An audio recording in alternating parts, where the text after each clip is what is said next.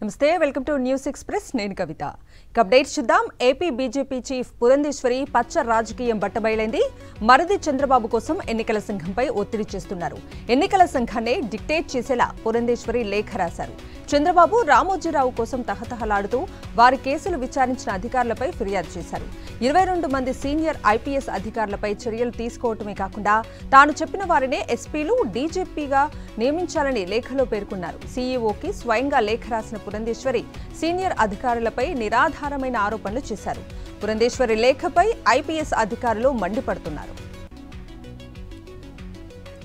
అనకాపల్లి జిల్లా చోడవరంలో కూటమి ఎంపీ అభ్యర్థి సీఎం రమేష్ దౌర్జన్యానికి దిగారు టీడీపీ నేత టైల్స్ షాప్లో తనిఖీలకు వచ్చిన అధికారులపై బెదిరింపులకు పాల్పడ్డారు జీఎస్టీ రికార్డులు తనిఖీ చేస్తున్న అధికారులపై గూండాయిజం చేశారు తనిఖీలు వెంటనే ఆపాలంటూ బెదిరించారు తన సంగతి మీకు తెలియదంటూ రౌడీజం చేస్తూ అధికారులను దూషించారు సీఎం రమేష్ డీఆర్ఐ అధికారుల నుంచి ఫైళ్లు లాక్కుని దౌర్జన్యం చేశారు పోలీసులు సర్ది చెప్పినా వినకుండా సీఎం రమేష్ తో పాటు టీడీపీ కార్యకర్తలు వీరంగం సృష్టించారు విధి నిర్వహణకు అడ్డు రావద్దని చెప్పినా సీఎం రమేష్ రౌడీయిజం చేయడంపై ప్రజలు ఆగ్రహం వ్యక్తం చేస్తున్నారు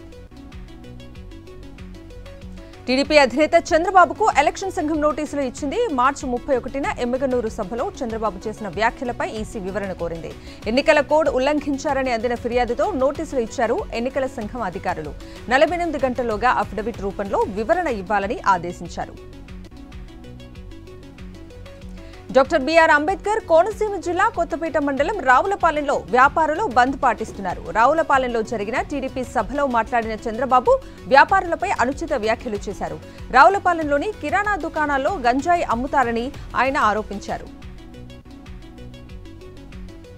నెల్లూరు వైఎస్ఆర్సీపీ ఎంపీ అభ్యర్థి విజయసాయిరెడ్డి తన రాజకీయ ప్రత్యర్థులపై ఎక్స్ వేదికగా విమర్శలతో విరుచుకుపడుతున్నారు వేమిరెడ్డి నారాయణ లాంటి వేల కోట్ల సంపన్నులకు వైఎస్ఆర్సీపీ నిలబెట్టిన సాధారణ అభ్యర్థులకు మధ్య జరుగుతున్న మహా సంగ్రామం ఇది పెత్తందారుల పల్లకి మోయాలా ప్రజల కోసం ఆరాటపడే నాయకులను ఎన్నుకోవాలా అనే విషయంలో జనానికి పూర్తి క్లారిటీ ఉంది డబ్బు కట్టలతో ప్రజాభిప్రాయాన్ని మార్చడానికి ఇది 1990వ దశకం కాదు అని ఎక్స్లో ట్వీట్ చేశారు విజయసాయిరెడ్డి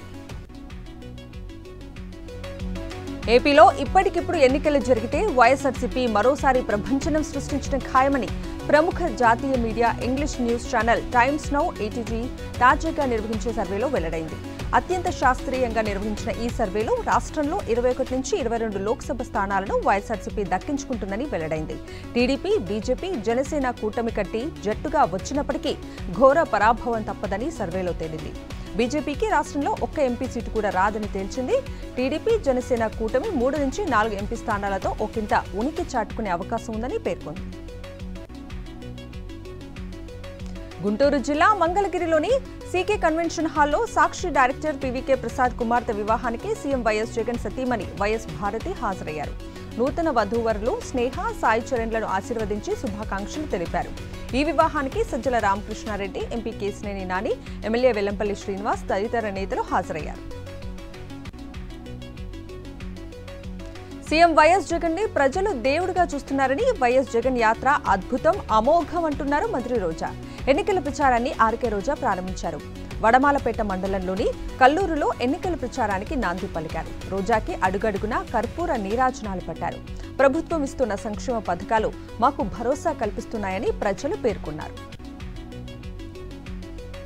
నెల్లూరులో వైఎస్ఆర్సీపీ ఎంపీ అభ్యర్థి విజయసాయిరెడ్డి క్యాంపు కార్యాలయంలో జరిగిన చేరికల కార్యక్రమం సాగుతోంది తెలుగుదేశం పార్టీకి గుడ్ బై చెప్పిన మాజీ జెడ్పీటీసీ రుక్మిణి ఎస్సీ కమిషన్ మాజీ సభ్యుడు రవీంద్ర వైఎస్ఆర్సీపీలో చేరారు వారికి కండువాలు కప్పి పార్టీలోకి ఆహ్వానించారు విజయసాయిరెడ్డి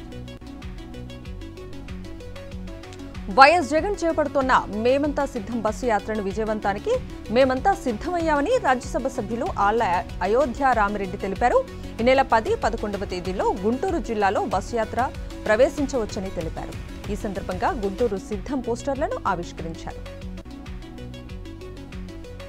ఇవాళ ఉమ్మడి కరీంనగర్ జిల్లాలో మాజీ ముఖ్యమంత్రి కేసీఆర్ పర్యటిస్తున్నారు ఎండల కారణంగా ఎండిపోయిన పంటలను పరిశీలించనున్నారు అనంతరం కరీంనగర్ జిల్లాలోని ముగ్దంపూర్ గ్రామంలో రైతులతో ముఖాముఖి నిర్వహించనున్నారు ఆ తర్వాత చొప్పదండి నియోజకవర్గంలోని బోయినపల్లి గ్రామంలో పంటలను పరిశీలించనున్నారు ఇప్పటికే కేసీఆర్ ఇంటి నుంచి బయలుదేరారు తెలంగాణ భవన్కు వాస్తు మార్పులు చేస్తున్నారన్న చర్చ జోరుగా జరుగుతోంది. వీధిపోటు కారణంగా వాస్తు మార్పులు చేస్తున్నట్లు తెలంగాణ భవన్ సిబ్బంది ద్వారా తెలుస్తోంది. పోలీస్ కమాండ్ కంట్రోల్ భవనం ఉన్న ఈశాన్యం వైపు గేటు నుంచి రాకపోకలు సాగించేలా మార్పులు చేస్తున్నారని సమాచారం. ఫోన్ ట్యాపింగ్ వ్యవహారంలో కీలక విషయాలు బయటకు వస్తున్నాయి. ట్యాపింగ్ కేసులో పూర్తి వివరాలను రాబట్టేందుకు టాస్క్ ఫోర్స్ మాజీ చీఫ్ రాధాకిషన్ రావును కస్టడీలోకి తీసుకుని విచారిస్తున్నారు. ఎవరెవరి ఫోన్లు ట్యాప్ చేశారు, ఎందుకు చేశారు, ఎవరు చేయమన్నారు అనే కీలక విషయాలను కూపీలాగే పనిలో ఉన్నారు పోలీసులు. ఏపీ వ్యాప్తంగా పెన్షన్ పంపిణీ కొనసాగుతోంది. 1.5 రోజుల్లోనే 88.03% మంది అవ్వాతాతలు, వితంతువులు, దివ్యాంగులు, దీర్ఘకాలిక వ్యాధిగ్రస్తులు, వివిధ చేతివృత్తిదారులకు అధికారులు పింఛన్లు పంపిణీ చేశారు. ఇవాళ కూడా రాష్ట్ర వ్యాప్తంగా అన్ని గ్రామ, వార్డు సచివాలయాల్లో పింఛన్ల పంపిణీ కొనసాగింది. ఏపీ వ్యాప్తంగా మూకుమ్మడిగా వాలంటీర్ల రాజీనామాలు కొనసాగుతూనే ఉన్నాయి. ఉమ్మడి గుంటూరు జిల్లా వ్యాప్తంగా ఇప్పటికే 500 మంది వాలంటీర్లు రాజీనామా చేశారు. పెన్షన్ల పంపిణీకి తమను దూరం చేసేందుకు మనస్తాపంతో రాజీనామాలు చేస్తున్నారు వాలంటీర్లు. చంద్రబాబు, పవన్ కళ్యాణ్ మొదటి నుంచి తమపైన విషం చిమ్ముతున్నారని ఆగ్రహం వ్యక్తం చేస్తున్నారు. పశ్చిమ గోదావరి జిల్లా భీమవరంలో జనసేన పార్టీకి షాక్ తగిలింది. ఉమ్మడి పార్టీ నేతలు ప్రారంభించిన జనసేన ఎన్నికల కార్యాలయం 6 గంటల గడవక ముందే వెలవెలపోయింది. ఎన్నికల నిబంధనల ప్రకారం పార్టీ కార్యాలయాన్ని ప్రారంభించాలంటే ముందుగా అనుమతులు తప్పనిసరి. కానీ అనుమతులు తీసుకోకపోవడంతో జెండాలను అధికారులు తొలగించారు.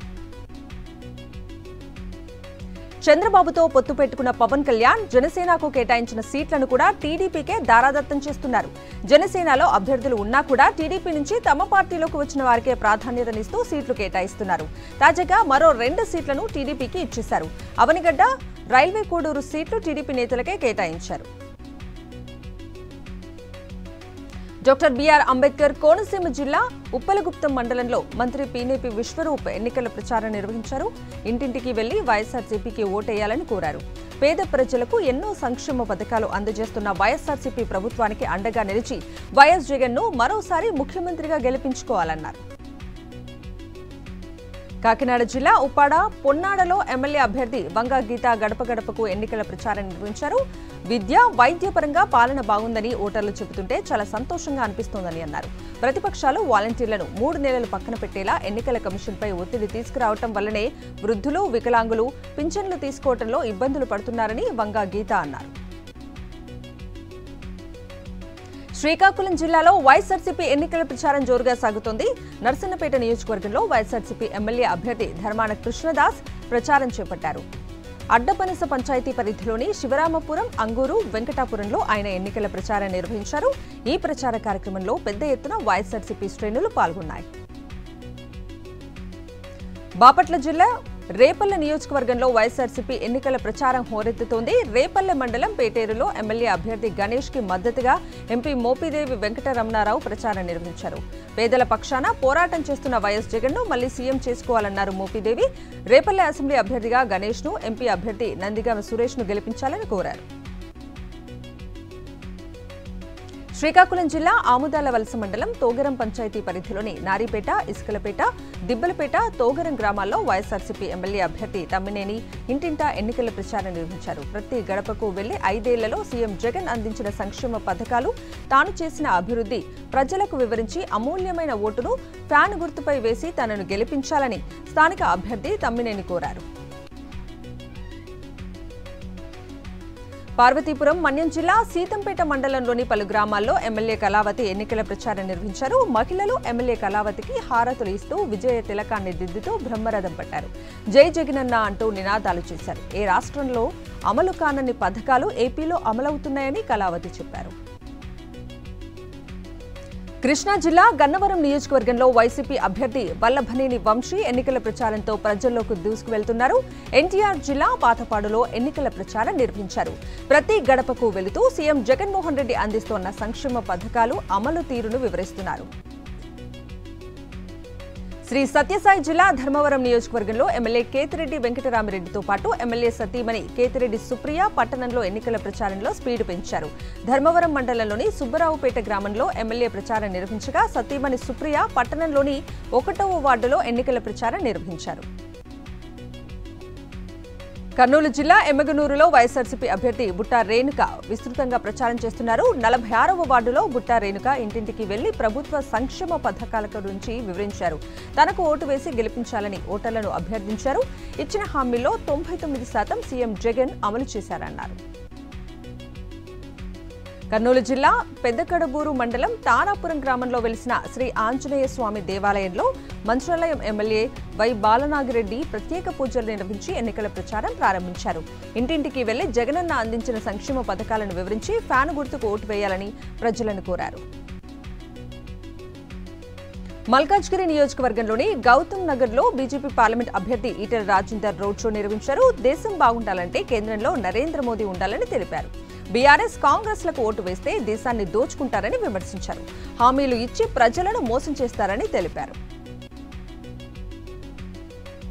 కోస్గి పట్టణంలో ఏర్పాటు చేసిన బీజేపీ ముఖ్య కార్యకర్తల సమావేశంలో డీకే అరుణ పాల్గొన్నారు. ప్రధానమంత్రి నరేంద్ర మోదీ చేసిన అభివృద్ధిని ఇంటింటికి తీసుకెళ్లాలని పిలుపునిచ్చారు. ప్రతి ఇంటికి మోదీ సంక్షేమ పథకాలను వివరించాలని చెప్పారు. మహబూబ్ నగర్ పార్లమెంట్ స్థానం నుంచి బీజేపీ అభ్యర్థిగా తనను గెలిపించాలని కోరారు. మంచిర్యాల జిల్లా చెన్నూరు పట్టణంలో బీజేపీ పెద్దపల్లి ఎంపీ అభ్యర్థి కోమాసు శ్రీనివాస్ ఎన్నికల ప్రచారాన్ని ప్రారంభించారు. ఎంపీ అభ్యర్థిగా ప్రకటించాక తొలిసారి చెన్నూరు నియోజకవర్గ కేంద్రంలో ప్రచారాన్ని ముమ్మరం చేశారు. పెద్ద చెరువు నుంచి ప్రచారాన్ని ప్రారంభించి పట్టణంలోని వీధి తిరుగుతూ తనకు ఓటు వేసి గెలిపించాలని కోరారు. పిఠాపురం నియోజకవర్గంలో వైఎస్ఆర్సీపీలో చేరికలు ఊపందుకున్నాయి. గొల్లప్రోలు మండలం చందుర్తిలో జనసేన టీడీపీకి చెందిన 300 కుటుంబాలు వైఎస్ఆర్సీపీలో చేరాయి. పిఠాపురం వైఎస్ఆర్సీపీ ఎమ్మెల్యే అభ్యర్థి వంగా గీత, ఎంపీ అభ్యర్థి సునీల్ వీరందరికీ కండువా కప్పి పార్టీలోకి ఆహ్వానించారు. కర్నూలు జిల్లా హలహార్వి మండలం గుళ్యంలో టీడీపీకి భారీ షాక్ తగిలింది. వైఎస్ఆర్సీపీ ఎమ్మెల్యే అభ్యర్థి విరూపాక్షి సమక్షంలో టీడీపీని వీడి వైఎస్ఆర్సీపీలోకి 1000 కుటుంబాలు చేరాయి. వారికి కండువాలు కప్పి పార్టీలోకి సాదరంగా ఆహ్వానించారు. గత 35 సంవత్సరాలు టీడీపీ పార్టీలో కొనసాగిన తమకు ఎటువంటి న్యాయం జరగలేదని వారు తెలిపారు. మంత్రి దామోదర రాజనరసింహ మరోసారి మానవత్వాన్ని చాటి చెప్పారు. సంగారెడ్డి జిల్లా కెమికల్ పరిశ్రమలో రియాక్టర్ పేలి మృతి చెందిన ఘటనలో 4 కుటుంబాలకు మంత్రి అండగా నిలిచారు. బాధితులు ఒక్కొక్కరికి 40 లక్షల రూపాయల నష్టపరిహారం అందేలా కంపెనీ యాజమాన్యంతో చర్చించి ఆమోదింపజేశారు. దీంతో బాధితులు ఆనందాన్ని వ్యక్తం చేశారు. కొమరం భీం జిల్లాలో ఆపరేషన్ గజ కొనసాగుతోంది. మహారాష్ట్ర సరిహద్దుల నుంచి వచ్చిన గజరాజు కొమరం భీం జిల్లాలో బీభత్సం సృష్టిస్తోంది. ఇప్పటికే 2 రైతులను చంపేసింది. మొత్తం 16 గ్రామాల ప్రజలకు కంటి మీద కునుకు లేకుండా పోయింది.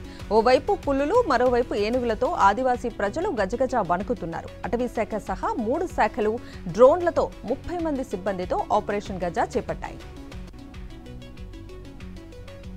వికారాబాద్ జిల్లా పరిగి మున్సిపల్ పరిధిలోని తుంకుల్లో పోలీసులు కార్డన్ సెర్చ్ నిర్వహించారు. పోలీసుల ద్వారా ప్రజలకు భరోసా కల్పించేందుకు కార్డన్ సెర్చ్ నిర్వహిస్తున్నట్లు పోలీసులు తెలిపారు. గంజాయి, గుట్కా వంటి నిషేధిత సామగ్రిని గుర్తించడంతో పాటు పలు వాహనాలను సైతం పోలీసులు విచారణ చేస్తున్నామన్నారు.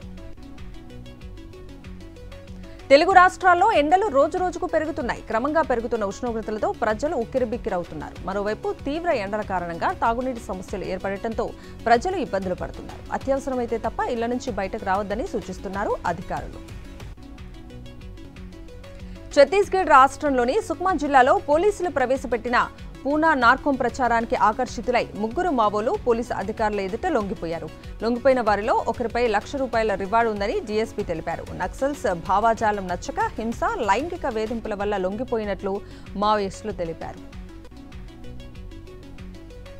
ములుగు జిల్లా మురవానిగూడెం గ్రామ శివారులో పోలీసులు వాహనాలు తనిఖీ చేస్తుండగా ఓవర్లోడ్తో వస్తున్న 2 ఇసుక లారీలను పట్టుకున్నారు. వాజేడు మండలంలో మరొక లారీని పట్టుకుని పోలీస్ స్టేషన్కు తరలించారు. అధికంగా 5 నుంచి 6 టన్నుల ఇసుకను అదనంగా తరలిస్తున్నట్లు గుర్తించారు.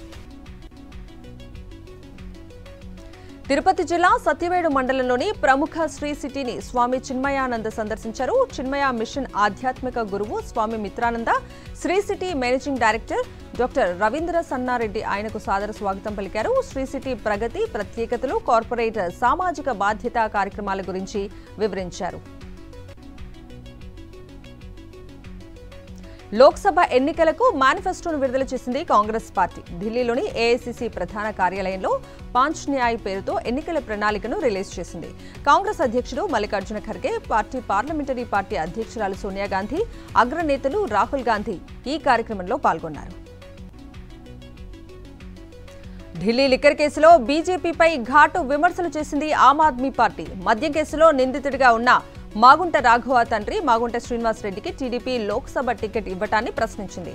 కేజ్రీవాల్ కు వ్యతిరేకంగా స్టేట్మెంట్ ఇచ్చినందుకే రాఘవకు బెయిల్ ఇచ్చి మాగుంటకు టికెట్ ఇచ్చారని ఆరోపించారు ఆప్ ఎంపీ సంజయ్ సింగ్. తమిళనాడు మాజీ ముఖ్యమంత్రి అన్నాడీఎంకే జనరల్ సెక్రటరీ ఎడప్పాడి పళనిస్వామి కారును తనిఖీ చేశారు ఎన్నికల అధికారులు. లోక్సభ ఎన్నికల ప్రచారంలో భాగంగా ఊటీ వెళ్లిన ఏపీఎస్ వాహనాన్ని మార్గమధ్యంలో అడ్డుకుంది ఫ్లయింగ్ స్క్వాడ్. కారులో సోదాలు చేపట్టింది. మరోసారి కీలక వడ్డీ రేట్లు యథాతథంగా కొనసాగించింది భారతీయ రిజర్వ్ బ్యాంక్. ఆర్థిక నిపుణులు అంచనా వేసినట్టే రెపో రేటును 6.5% వద్ద స్థిరంగా ఉంచాలని నిర్ణయించింది. 2023 ఏప్రిల్ నుంచి రెపో రేటును యథాతథంగా కొనసాగిస్తూ వస్తుంది ఆర్బీఐ. రెపో రేటులో ఎలాంటి మార్పులు చేయకపోవడం వరుసగా ఇది 7వసారి. ఈ మేరకు ద్వైమాసిక ద్రవ్య పరపతి విధాన సమీక్ష సమావేశ నిర్ణయాలను వెల్లడించారు ఆర్బీఐ గవర్నర్ శక్తికాంత దాస్. ప్రస్తుతం 2024-25 ఆర్థిక సంవత్సరంలో భారత్ జీడీపీ వృద్ధి రేటు 7%గా అంచనా వేశారు.